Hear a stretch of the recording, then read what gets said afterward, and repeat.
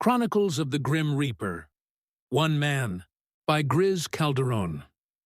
Foxtrot 413. Are you by the radio? 531 to Foxtrot 413. 531. Please put Foxtrot 413 on a double six. Proceed. Foxtrot 413 is a double six. All elements. All elements. Foxtrot 413. Police Officer Matthew Carson. Badge 9271 is out of service. End of watch. July 8, 2016. Godspeed, Matthew.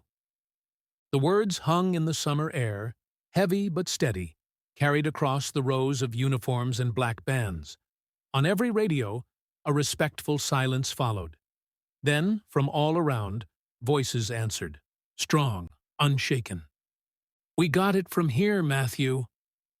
The air was warm, the sky a deep summer blue, the kind of day where the sun felt both comforting and heavy. Rows of motorcycles lined the drive, chrome muted under the sun. The quiet was broken only by the sound of boots on pavement as officers took their places, each step in unison. From where they sat, Matthew could see the honor guard in precise formation, movements sharp, deliberate, and without flaw. White-gloved hands folded the flag slowly, each crease exact, the silence between folds saying more than words ever could. When the final triangle was formed, it was placed into the hands of the officer, who stepped forward to present it to his family. The weight of that flag was more than fabric. It carried a lifetime. Matthew sat astride a motorcycle, its chrome muted in the morning light. Beside him, on a shadowed black bike that seemed to swallow the sunlight, sat the Reaper. Tall, still, his cloak shifting only when the wind touched it. The scythe rested across the Reaper's back, its curve catching a glint of light that disappeared as quickly as it appeared. It had been Matthew's request to be here, to sit among the living one last time. He had attended countless farewells for his brothers and sisters in uniform, finding peace in honoring them. Today, the Reaper had folded time and space, allowing him to stand within his own. Where to first? The Reaper asked, his voice deep but without weight, like sound traveling through stone. My friend, Matthew said simply. The Reaper raised a hand, and the world around them shifted, colors fading into memory. In an instant, Matthew stood beside his closest friend, a fellow officer. His friend's head bowed slightly, eyes fixed on the flag in front of them. Then the memory touched him, unexpectedly. A waiting room lined with chairs. Two young men sat across from one another, waiting for their turn at the academy interview. They'd struck up a conversation. Light, easy, the kind of talk that feels like you already know someone. Matthew went in first, his heart pounding. When he came back out, his friend leaned forward, curious. What did they ask you? Matthew started to answer, grinning. An academy staff member then warned them not to discuss their interviews. My bad, his friend had said, and they laughed quietly, waiting in their own thoughts. They both made it in. From patrol rookies to seasoned veterans, their paths ran side by side until they split. Matthew to the motor unit, his friend to detective work. Families met, holidays shared, countless nights on shift together. At the funeral, Matthew's friend felt the memory in full, his lips curving into the smallest of smiles, a tear settling at the corner of his eye. The Reaper moved his hand again. Now Matthew stood behind his brother and sister. Without a word, the Reaper let the memories find them.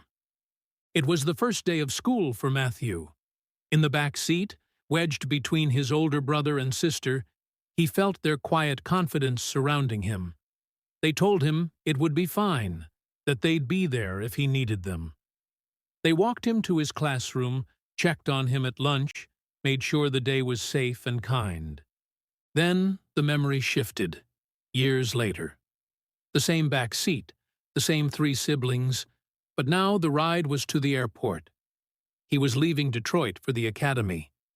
They'd had one last dinner the night before, laughing and telling old stories. That morning, their parents drove. Matthew's brother and sister sat on either side, shoulders pressed against his, knowing he was heading toward the life he'd always wanted. At the airport, hugs held longer than usual. They let him go, but not without one last look back.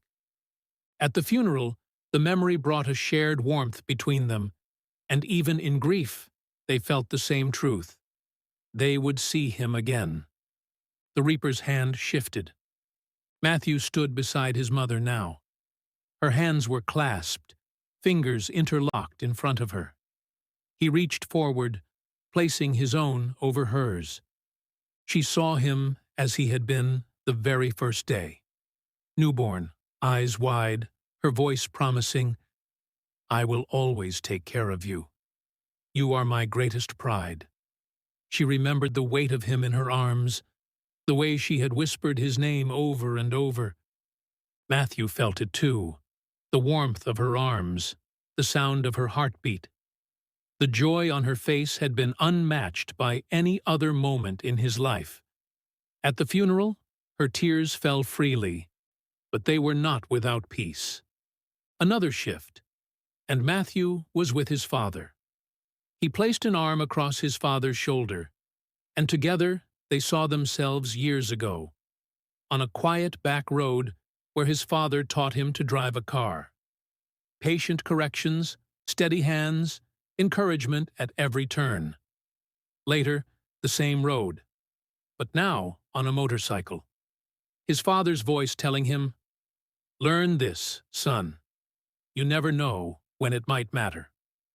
Beyond that, there were other lessons: how to fix what was broken, how to stand when things got hard, how to lead without shouting.